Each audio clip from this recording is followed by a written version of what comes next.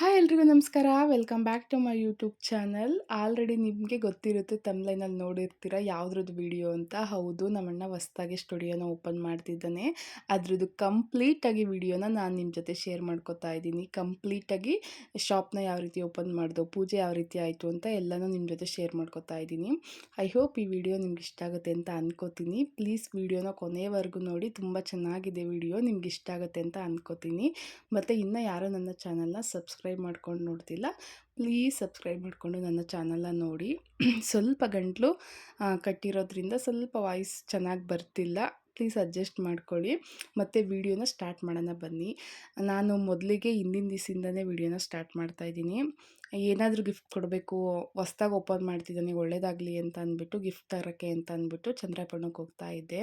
ಇನ್ನು ಏನು ತೊಗೊಳೋದು ಅಂತ ಯೋಚನೆ ಮಾಡಬೇಕಿದ್ರೆ ನನಗೆ ಪಟಾರ್ ಅಂತ ತಲೆಗೆ ಹೊಡೆದಿದ್ದು ಕುಬೇರನ ತೊಗೊಂಡೋಗಿ ಕೊಡೋಣ ಅಂತ ಅಂದ್ಬಿಟ್ಟು.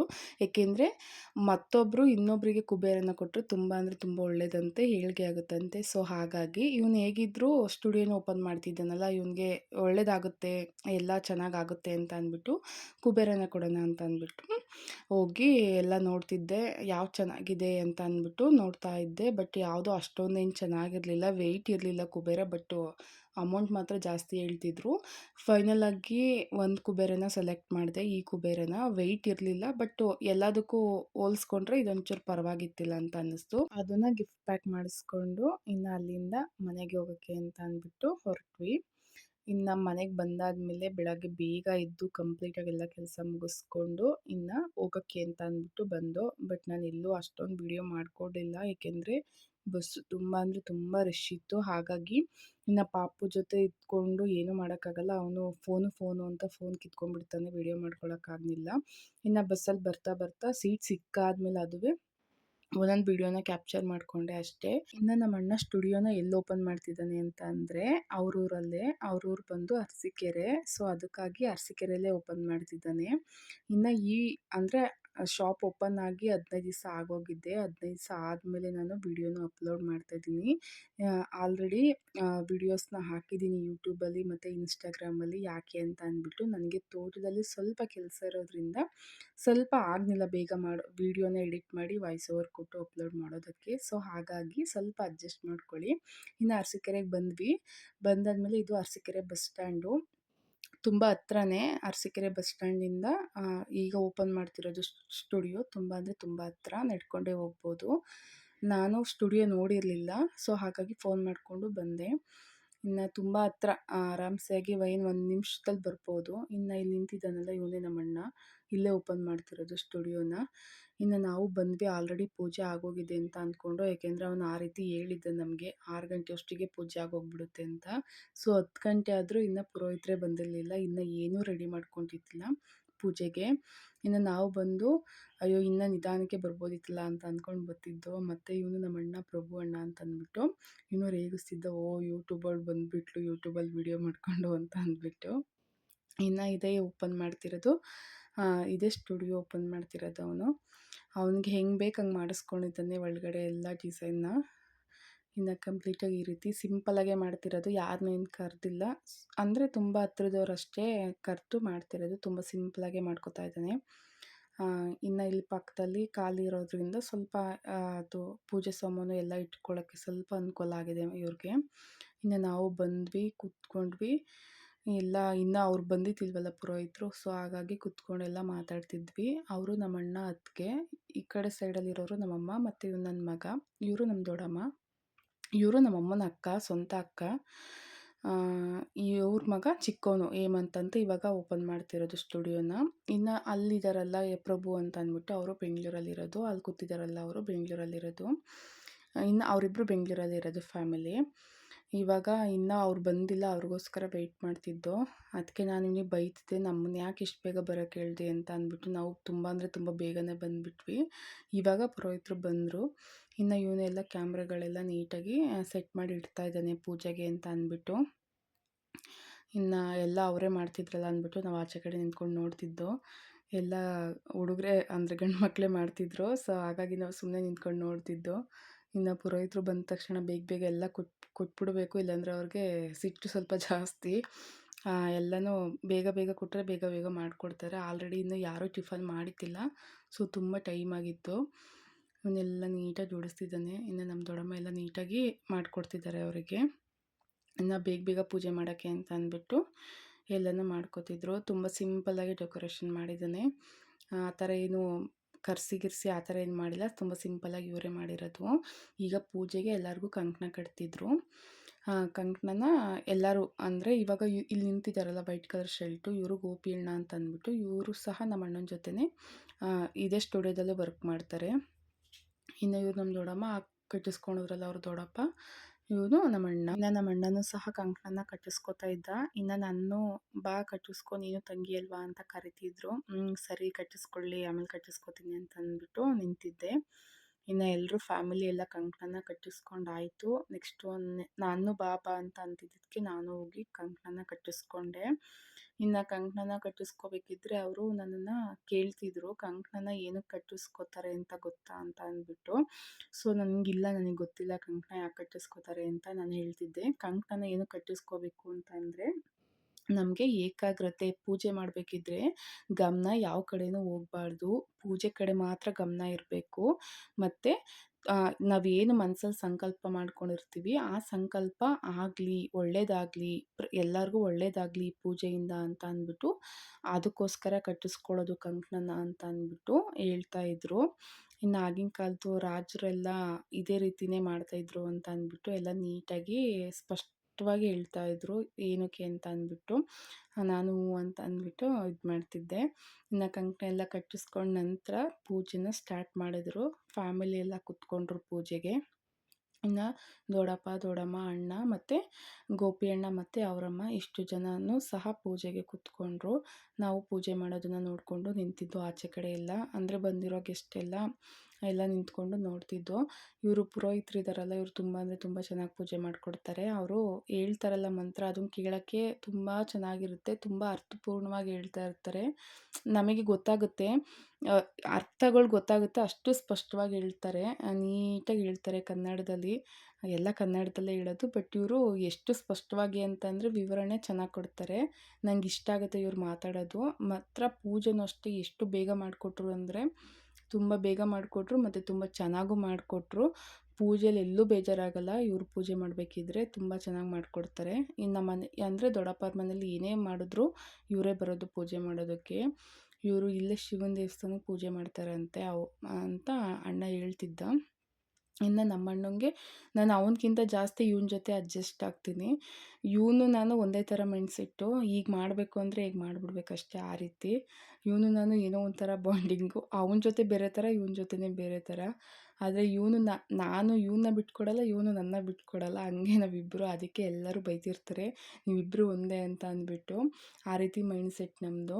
ಇನ್ನು ನಾನು ಅಂತ ಅಂದರೆ ನಾನು ಪ್ರಭುಣ್ಣನ ಜೊತೆ ಅಡ್ಜಸ್ಟ್ ಆಗ್ತೀನಿ. ಬಟ್ ಇವನ ಜೊತೆ ಇದ್ದಂಗೆ ಅವನ ಜೊತೆ ಇರಲ್ಲ ನಾನು. ಆ ಥರ ಮೈಂಡ್ಸೆಟ್ಟು. ಇನ್ನು ಕಂಪ್ಲೀಟಾಗಿ ಎಲ್ಲ ಪೂಜೆ ಎಲ್ಲ ಮುಗೀತು. ಇನ್ನು ಈ ರೀತಿ ಮಾಡಿಸ್ಕೊಂಡಿದ್ದಾನೆ.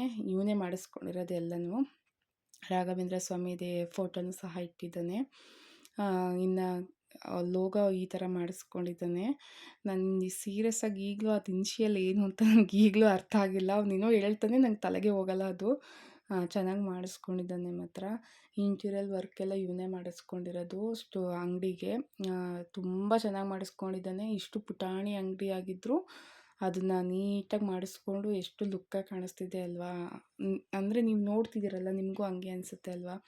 ಒಂಥರ ಅಟ್ರ್ಯಾಕ್ಟಿವ್ ಆಗಿ ಕಾಣಿಸುತ್ತೆ ಶಾಪು. ತುಂಬ ಅಂದರೆ ತುಂಬ ಚೆನ್ನಾಗಿ ಮಾಡಿಸ್ಕೊಂಡಿದ್ದಾನೆ. ಇದರಲ್ಲೆಲ್ಲ ಐಡಿಯಾ ಚೆನ್ನಾಗೈತೆ ಮಾತ್ರ ಇವನಿಗೆ ಮಾಡಿಸೋದು. ಮತ್ತು ಫೋಟೋ ಮಾತ್ರ ಸಖತ್ತಾಗಿ ತೆಗಿತಾನೆ. ಈಗಲಿಂದ ಅಲ್ಲ, ಅವನಿಗೆ ಸುಮಾರು ವರ್ಷದಿಂದನೂ ಫೋಟೋ ವೀಡಿಯೋ ಮೇಲೆ ಕ್ರೇಜ್ ಜಾಸ್ತಿ. ಆವಾಗೆಲ್ಲ ಟಿಕ್ಟಾಕ್ ಎಲ್ಲ ಮಾಡೋನು, ಚೆನ್ನಾಗಿ ಮಾಡೋನು. ಬಟ್ ಇವಾಗ ರೀಲ್ಸು ಮಾಡಲ್ಲ, ಏನೂ ಮಾಡಲ್ಲ, ಬರೀ ಫೋಟೋಗೆ ಜಾಸ್ತಿ ಗಮನ ಕೊಡ್ತಾನೆ. ಮತ್ತು LED ವಾಲೆಲ್ಲ ತೊಗೊಂಡಿದ್ದಾನೆ. ಈಗ ಎಲ್ಲ ಕಂಪ್ಲೀಟಾಗಿ ಜವಾಬ್ದಾರಿ ಜಾಸ್ತಿ ಬಂದ್ಬಿಟ್ಟೈತೆ. ಇನ್ನೂ ಚೆನ್ನಾಗಿ ಬರಲಿ ಅಂತ ಬೇಡ್ಕೊತೀನಿ. ನಮ್ಮ ಅಣ್ಣಂಗೆ ಸ್ವಲ್ಪ ಮುಂಗೋಪ ಜಾಸ್ತಿ. ಸ್ವಲ್ಪ ಹೇಳಿದ್ದು ಕೇಳಲ್ಲ, ಸ್ವಲ್ಪ ಅಲ್ಲ ಒಂಚೂರು ಜಾಸ್ತಿ ಹೇಳಿದ ಮಾತು ಕೇಳಲ್ಲ ಅವನು. ಇನ್ನೆಲ್ಲದರಲ್ಲೂ ಓಕೆ. ತುಂಬ ಒಳ್ಳೆಯವನು. ಯಾವ ಬ್ಯಾಡ್ ಹ್ಯಾಬಿಟ್ಟು ಇಲ್ಲ. ತುಂಬ ಅಂದರೆ ತುಂಬ ಒಳ್ಳೆಯವನು. ಇವನು ಅಷ್ಟೇ, ಇನ್ನೊಬ್ಬ ಅಣ್ಣನೂ ಅಷ್ಟೇ. ಇಬ್ಬರು ತುಂಬ ಒಳ್ಳೆಯವರೇ. ಇನ್ನು ಪೂಜೆ ಎಲ್ಲ ಮುಗಿಸಿ ಆಚೆ ಕಡೆ ಕುಂಬಳಕಾಯಿನ ಹೊಡಿಯೋಕ್ಕೆ ಅಂತ ಅಂದ್ಬಿಟ್ಟು ಬಂದರು. ಇವಾಗ ಎಲ್ಲ ದೃಷ್ಟಿ ತೆಗಿತಾ ಇದ್ದಾರೆ ಅಂಗಡಿದು. ಎಲ್ಲ ದೃಷ್ಟಿ ತೆಗೆದು ಯಾರು ಕೆಟ್ಟು ಕಣ್ಣು ಬೀಳದೇ ಇರಲಿ ನಮ್ಮಣ್ಣಂಗೆ, ನಮ್ಮಣ್ಣ ಯಶಸ್ಸು ಕಾಣಲಿ, ಮುಂದಕ್ಕೆ ಇನ್ನೂ ದೊಡ್ಡದಾಗಿಡಲಿ, ದೊಡ್ಡದಾಗಿ ಮಾಡಲಿ ಅಂತ ನಾನು ಕೇಳ್ಕೊಂಡಿದ್ದೀನಿ ಅವತ್ತು ಪೂಜೆಲೂ. ಇನ್ನೂ ಕೇಳ್ಕೊತಾನೆ ಇರ್ತೀನಿ, ಅವನಿಗೆ ಮಾತ್ರ ಒಳ್ಳೆಯದಾಗಲಿ. ತುಂಬ ಸಫರ್ ಪಟ್ಟಿದ್ದಾನೆ ಇಲ್ಲಿವರೆಗೂ, ಇನ್ನು ಮುಂದಕ್ಕೆ ಚೆನ್ನಾಗಿರಲಿ ಅನ್ನೋದು ನನ್ನ ಆಸೆ. ಇವನೊಂದು ಸ್ವಲ್ಪ ಮುಂಗೋಪ ಇರೋದ್ರಿಂದ ನಮಗೆ ಭಯ ಯಾರಿಗೆ ಏನು ಅಂದ್ಬಿಡ್ತಾನೋ ಅನ್ನೋದು. ಈಗಲೂ ಈ ವಿಡಿಯೋ ನೋಡಿ ಬೈತಾನೆ, ನನ್ನನ್ನು ಬೈತಾನೆ, ಏನೇ ಹಂಗೆ ಹಂಗೆಲ್ಲ ಅಂದಿದ್ಯಾ ನನ್ನ ಬಗ್ಗೆ ಅಂತ ಅಂದ್ಬಿಟ್ಟು. ಅಷ್ಟು ಸಿಟ್ಟು ಜಾಸ್ತಿ ಇವನಿಗೆ. ಇನ್ನು ನಮ್ಮ ಪ್ರಭುವಣ್ಣಂಗೆ ಇಷ್ಟು ಸಿಟ್ಟಿಲ್ಲ.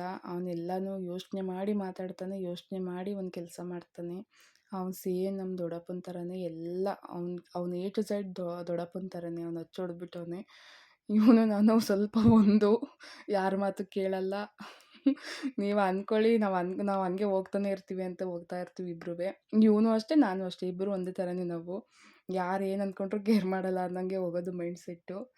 ಅದಕ್ಕೆ ನಾನು ಮತ್ತು ಇವನು ಜಾಸ್ತಿ ಬೈಸ್ಕೊತೀವಿ ಎಲ್ಲರ ಹತ್ರನೂ. ಅಯ್ಯೋ ಬೈಸ್ಕೊಳ್ಳೋದೇನು, ನನ್ನ ಆಮೇಲೆ ನಮ್ಮ ಅಣ್ಣಂಗಿಂತ ನನ್ನನ್ನಂತೂ ಬೈಕೊಡೇ ತಿರುಗಾಡ್ತಾರೆ ಎಲ್ಲರೂ. ಅಷ್ಟು ಬೈತಾರೆ, ನನ್ನ ಕಂಡ್ರೆ ಯಾರಿಗೂ ಆಗೋದೇ ಇಲ್ಲ. ಅಯ್ಯೋ ಈತ ಅಂತ ಅಂದರೆ ಅವ್ರಿಗೂ ಏನೋ ಒಂಥರ ಮುಳ್ಳು ಚುಚ್ಚಂಗೆ ಚುಚ್ಚುತ್ತೆ, ಅಷ್ಟು ದ್ವೇಷ ಮಾಡ್ತಾರೆ ನನ್ನ ಕಂಡ್ರೆ ಎಲ್ಲರೂ. ಇನ್ನು ಇವನಿಗೆ ಯಾರೂ ಅಷ್ಟು ದ್ವೇಷ ಮಾಡಲ್ಲ, ಆದರೆ ನಮ್ಮ ದೊಡ್ಡಪ್ಪ ಒಂದು ಸ್ವಲ್ಪ ಜಾಸ್ತಿ ಬೈಯುತ್ತಷ್ಟೇ ಅವ್ನು ಆಡೋದಕ್ಕೆ. ಇನ್ನು ಅದು ಬಿಟ್ಟರೆ ಇವನ ಕಂಡ್ರೆ ಎಲ್ಲರಿಗೂ ಇಷ್ಟನೇ. ನಮ್ಮ ಪ್ರಭುವಣ್ಣಂಗೆ ಇವನ ಕಂಡ್ರೆ ತುಂಬ ಅಂದರೆ ತುಂಬ ಇಷ್ಟ. ಇವನೇ ಒಂಚೂರು ಅರ್ಥ ಮಾಡ್ಕೊಳ್ಳಲ್ಲ. ಕಯ್ಯ ಅಂತ ಅಂತಾನೆ. ಇವನ ಬಗ್ಗೆ ಹೇಳೋಕ್ಕೋದ್ರೆ ಒಂದು ದಿವಸ ಎಲ್ಲ ಬೇಕು, ಅಷ್ಟೈತಿ ಇವಂದು. ಇನ್ನು ಎಲ್ಲ ದೃಷ್ಟಿ ಎಲ್ಲ ತೆಗೆದು ನೀಟಾಗಿ ಪೂಜೆ ಎಲ್ಲ ಮಾಡಿಕೊಟ್ರು. ತುಂಬ ಚೆನ್ನಾಗಿ ಮಾಡಿಕೊಟ್ರು ಪೂಜೆನ. ಇನ್ನು ಫೈನಲಾಗಿ ಗಂಗೆ ಪೂಜೆನ ಮಾಡ್ತಾಯಿದ್ದಾರೆ. ಈಗ ಗಂಗೆ ಪೂಜೆನ ಎಲ್ಲ ಮಾಡಾದ್ಮೇಲೆ ಕಂಪ್ಲೀಟಾಗಿ ಆಗೋಯಿತು. ಇನ್ನು ಪೂಜೆ ಎಲ್ಲ ಮುಗಿಸಾದ್ಮೇಲೆ ಇನ್ನೂ ಯಾರೂ ಟಿಫನ್ ಸಹ ಮಾಡಿರಲಿಲ್ಲ. ಏಕೆಂದರೆ ಇವನು 6 ಗಂಟೆಯಿಂದ 9 ಗಂಟೆ ಅಷ್ಟಿಗೆ ಪೂಜೆನೇ ಮುಗಿದೋಗುತ್ತೆ ಅಂತ ನಮ್ಮ ಹತ್ರ ಹೇಳಿದ್ದಿವನು. ಬಟ್ ಪೂಜೆ ಸ್ಟಾರ್ಟ್ ಆಗಿದ್ದೆ 10:15, ಆಲ್ರೆಡಿ 10:30, 10:15 ಆಗಿತ್ತು ಪೂಜೆ ಸ್ಟಾರ್ಟ್ ಆದಾಗ. ಅಲ್ಲಿವರೆಗೂ ಯಾರೂ ಏನೂ ತಿಂದಿಲ್ಲ, ನಾವು ಸಹ ಏನೂ ತಿಂದು ಬಂದಿರಲಿಲ್ಲ. ಬಟ್ ಪಾಪಗೆ ಮಾತ್ರ ಹಾಲು, ಬಿಸ್ಕೆಟ್ ಈ ಥರ ಸ್ನ್ಯಾಕ್ಸ್ ಏನಾದರೂ ಸ್ವಲ್ಪ ಕೊಟ್ಟಿದ್ದು, ಅವ್ನ ಹಸ್ವು ತಡೆಯಲ್ಲ ಅಂತ ಅಂದ್ಬಿಟ್ಟು. ಇನ್ನೆಲ್ಲ ನಾವು, ನಮ್ಮಣ್ಣ, ಅತ್ತಿಗೆ, ದೊಡ್ಡಪ್ಪ, ದೊಡ್ಡಮ್ಮ ಎಲ್ಲ ಹಸ್ಕೊಂಡೇ ಇದ್ದಿದ್ದು. ಇವನಂತೂ ಮಧ್ಯಾಹ್ನ 3 ಗಂಟೆ ಆದರೂ ಊಟ ಮಾಡಿರಲಿಲ್ಲ ನಮ್ಮಣ್ಣ. ಇನ್ನು ನಾನು ತಂದಿದ್ದ ಗಿಫ್ಟ ನನ್ನ ಮಗನ ಕೈಲೇ ಕೊಡಿಸ್ದೆ. ಒಳ್ಳೆಯದಾಗಲಿ, ಎಲ್ಲ ಇನ್ನು ಯಶಸ್ಸು ಕಾಣಲಿ ನಮ್ಮಣ್ಣ, ಅವನಿಗೆ ಚೆನ್ನಾಗಾಗಲಿ. ಇನ್ನು ಪ್ರತಿಯೊಂದರಲ್ಲೂ ಅವನಿಗೆ ಎಲ್ಲದರಲ್ಲೂ ಯಶಸ್ಸು ಕಾಣ್ಕೊಂಡು ಹೋಗಲಿ ಅಂತ ಅಂದ್ಬಿಟ್ಟು ನಮ್ಮಣ್ಣ ಆಲ್ ದ ಬೆಸ್ಟ್ ಮಾಮ ಅಂತ ಅಂದ್ಬಿಟ್ಟು ಹೇಳ್ಬಿಟ್ಟು ಕೊಟ್ಟ. ಏನೈತೆ ಓಪನ್ ಮಾಡು ಅಂತ ಅಂದ್ಬಿಟ್ಟು ಅವನು ಓಪನ್ ಮಾಡ್ತಿದ್ದ. ಅದಕ್ಕೆ ನಮ್ಮ ಅಣ್ಣನ ಫ್ರೆಂಡು ಕ್ಯಾಮ್ರಾ ಏನಾದ್ರು ತಂದು ಕೊಟ್ಟಾರ ನೋಡು ಅಂತ ಅಂತಿದ್ರು. ಇವಳು ಆ ಕ್ಯಾಮ್ರಾ ಕೊಡಿಸೋಡು ಅಂತ ಅಂದ್ಬಿಟ್ಟು ಅಲ್ಲೂ ಬೈತಾನೆ. ಬೈಕೊಂಡು ಓಪನ್ ಮಾಡ್ತಿದ್ದ. ಇನ್ನು ಅವನಿಗೂ ಖುಷಿ ಆಯಿತು. ಅವನು ಇದರಲ್ಲಿ ಯಾರೂ ಗಿಫ್ಟ್ ಕೊಡಲ್ವಲ್ಲ ಅಂತ ಅಂತಿದ್ದ. ಬಟ್ ನಾವು ಕೊಡ್ತೀವಿ, ನಾವೆಲ್ಲ ಡಿಫ್ರೆಂಟು ಅಂತ ಅಂದ್ಬಿಟ್ಟು ಕೊಟ್ಟೆ. ಇಲ್ಲ, ಇದನ್ನು ಸುಮಾರು ಜನ ಅಂತಾರೆ, ಕುಬೇರನ ಒಬ್ಬರಿಂದ ಇನ್ನೊಬ್ರು ಕೊಡಬೇಕಂತೆ. ಹಂಗೆ ನಾವು ಓನಾಗಿ ತೊಗೋಬಾರ್ದಂತೆ ಕುಬೇರನ, ಇನ್ನೊಬ್ಬರು ನಮಗೆ ಗಿಫ್ಟ್ ಮಾಡಬೇಕಂತೆ ಕುಬೇರನ, ಆವಾಗ ಒಳ್ಳೇದಾಗುತ್ತಂತೆ. ಇದು ನಂಗೆ ಸುಮಾರು ಜನ ಹೇಳಿದ್ದಾರೆ ಒಳ್ಳೆಯದಾಗುತ್ತೆ ಅಂತ ಅಂದ್ಬಿಟ್ಟು. ಸೊ ನಿಮಗೂ ಏನಾದ್ರು ಕುಬೇರ ತೊಗೋಬೇಕು ಅಂತ ಅನಿಸಿದ್ರೆ ನೀವು ಇನ್ನೊಬ್ರಿಗೆ ಕೊಡಿಸಿ, ಅವ್ರನ್ನ ನಿಮಗೆ ಕೊಡ್ಸೋಕ್ಕೆ ಹೇಳಿ, ತುಂಬ ಒಳ್ಳೆಯದಾಗುತ್ತೆ. ಮತ್ತು ಹಸು ಕರುನೂ ಅಷ್ಟೇ, ನೀವು ಓನಾಗಿ ತೊಗೋಬೇಡಿ, ಇನ್ನೊಬ್ಬರು ನಿಮಗೆ ಕೊಡಿಸ್ಬೇಕು ಹಸು ಕರುನೂ ಅಷ್ಟೇ. ಇನ್ನು ಅಲ್ಲೇ ಇಟ್ಟ, ನೀಟಾಗಿ ಮಾಡಿಸಿದ್ದ, ಮಾತ್ರ ಪರ್ಫೆಕ್ಟಾಗಿ ಮ್ಯಾಚ್ ಆಗಿಬಿಡ್ತು ಅಲ್ಲಿ. ಆ ಥರ ಮಾಡಿಸಿದ್ದಕ್ಕೂ, ಸ್ಟೆಪ್ ಮಾಡಿಸಿದ್ದಕ್ಕೂ ಮ್ಯಾಚ್ ಆಯಿತು. ಇಷ್ಟ ಆಯಿತು ಅವನಿಗೆ. ನಗಾಡ್ಕೊಂಡು ಹೋಗ್ತಿದ್ದ. ಇನ್ನು ಟಿಫನ್ ಮಾಡೋಕ್ಕೆ ಅಂತ ಅಂದ್ಬಿಟ್ಟು ಇಲ್ಲೇ ಅರಸೀಕೆರೆ ಬಸ್ ಸ್ಟ್ಯಾಂಡ್ ಹತ್ರ ಕದಂಬ ವೆಜ್ ಅಂತ ಇತ್ತು, ಅಲ್ಲಿಗೆ ಬಂದು ಟಿಫನ್ ಮುಗಿಸ್ಕೊಂಡು ಇನ್ನೆಲ್ಲ ಕಂಪ್ಲೀಟಾಗಿ ಅಲ್ಲಿ ಶಾಪ್ ಹತ್ರ ಎಲ್ಲ ಮುಗಿಸ್ಕೊಂಡು ಈಗ ಇಲ್ಲೇ ಮನೆ ಹತ್ರಕ್ಕೆ ಬಂದು, ಅಂದರೆ ಮನೆಯೂ ಸಿಟಿಲೇ ಇರೋದು, ಹಳ್ಳಿಲಲ್ಲ. ಮನೆ ಹತ್ರಕ್ಕೆ ಬಂದು ಸ್ವಲ್ಪ ಹೊತ್ತು ಟೈಮ್ ಸ್ಪೆಂಡ್ ಮಾಡೋಣ ಅಂತ ಅಂದ್ಬಿಟ್ಟು ಮನೆ ಹತ್ರಕ್ಕೆ ಬಂದು, ನಿಧಾನಕ್ಕೆ ಓಡಿಸೋ ಗಾಡಿನ ಅಂತ ಅಂದರೆ ಸ್ಪೀಡಾಗೆ ಹೋಯ್ತಾನೆ. ಗಾಡಿ ಓಡಿಸೋದ್ರಲ್ಲಿ ಮಾತ್ರ ಎತ್ತಿದ ಕೈ ಒಂದು ಚೂರು ಎಲ್ಲೂ ಆ ಕಡೆ ಈ ಕಡೆ ಮಾಡಲ್ಲ, ಅಷ್ಟು ಪರ್ಫೆಕ್ಟಾಗಿ ಗಾಡಿ ಓಡಿಸ್ತಾನೆ. ಬಟ್ ನಿಧಾನಕ್ಕೆ ಓಡಿಸಲ್ಲ, ಸ್ಪೀಡು. ನಮಗೆ ಸ್ಪೀಡ್ ಅಂದರೆ ಮೊದಲೇ ಆಗಲ್ಲ ಭಯ. ಇವನು ಮಾತ್ರ ಸ್ಪೀಡ್ ಕಮ್ಮಿ ಮಾಡಲ್ಲ. ಸ್ಪೀಡಾಗಿ ಓಡಿಸಿ ನಾವಂತೂ ಪಕ್ಕದಲ್ಲಿ ಹಿಂದೆ ಇರೋರು, ಮುಂದೆ ಇರೋರೆಲ್ಲ ಕಡೆ ಬರ್ತಾ ಇರ್ತೀವಿ, ಅಷ್ಟು ಸ್ಪೀಡಾಗಿ ಓಡಿಸ್ತಾನೆ. ಇನ್ನು ಅಲ್ಲಿಂದ ಬಂದಮೇಲೆ ಇವನಿಗೆ ಸ್ವಲ್ಪ ಕ್ರಿಕೆಟ್ ಹುಚ್ಚು. ಈಗ ಸ್ವಲ್ಪ ದಿವ್ಸದಲ್ಲಿ ಕ್ರಿಕೆಟ್ ಆಡಿ ಗೆದ್ದಿರೋ ಅಂಥವು ಇವೆಲ್ಲ. ಇನ್ನು ಇದು ನಮ್ಮ ದೊಡ್ಡಮ್ಮರ ಮನೆ. ಇನ್ನು ಇವರು ನಮ್ಮ ಅಣ್ಣ ಅತ್ತಿಗೆ. ಇದು ರಿಸೆಪ್ಷನ್ ಫೋಟೋ. ಅಂದರೆ ಮದುವೆ ಆದಮೇಲೆ ರಿಸೆಪ್ಷನ್ ಸ್ವಲ್ಪ ಲೇಟಾಗಿ ಮಾಡಿಕೊಂಡ್ರು, ಆವಾಗ ತೆಗೆಸ್ಕೊಂಡಿದ್ದು. ಇದು ಕಂಪ್ಲೀಟ್ ಇವ್ರ ಫ್ಯಾಮಿಲಿ ಫ್ರೇಮ್ ಇದು.